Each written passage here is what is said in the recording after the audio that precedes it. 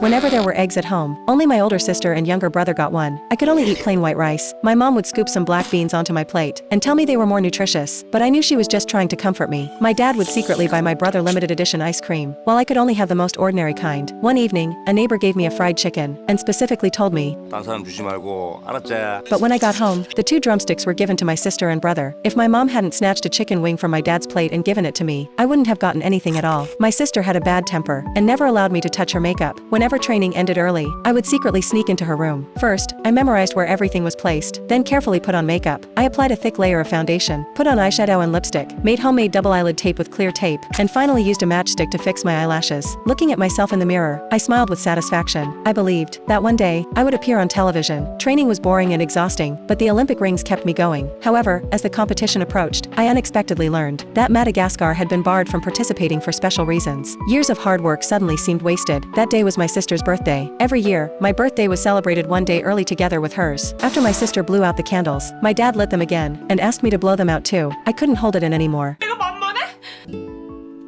왜 나만 계란 후라이 안 해줘? 그리고 왜 노을이만 월드컵 사줘?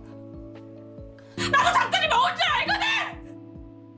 After saying that, I ran out of the house in tears. At the same time, my family learned from the television that Madagascar would not be competing. All my frustrations came flooding back. Growing up, everything in the family seemed to favor my older sister and younger brother, while I was always the one who had to give in. Then, on the eve of the opening ceremony, fate suddenly took a turn. I was unexpectedly added to the competition roster. When I appeared on television wearing my national team uniform, my whole family cheered with excitement. After the competition, I was walking home when I saw my dad waiting for me on a street corner. We sat side by side at a small food stand, neither of us saying a word. So I put on a pair of sunglasses and acted goofy, which finally made him laugh. Then, my dad walked into a nearby shop. When he came back, he handed me a small gift. At that moment, for the first time, I truly felt the care my father had hidden behind his silence. When I got home, my mom brought out a large plate of blood clams. It turned out that all these years, my father had been desperately trying to pay off debts. Now the debts were finally gone, and life was gradually getting better. The dinner table was covered with fried eggs. No one had to carefully divide them anymore. My parents had never stopped loving me. Life simply hadn't given them many choices, and all the love they could never put into words had been there all along.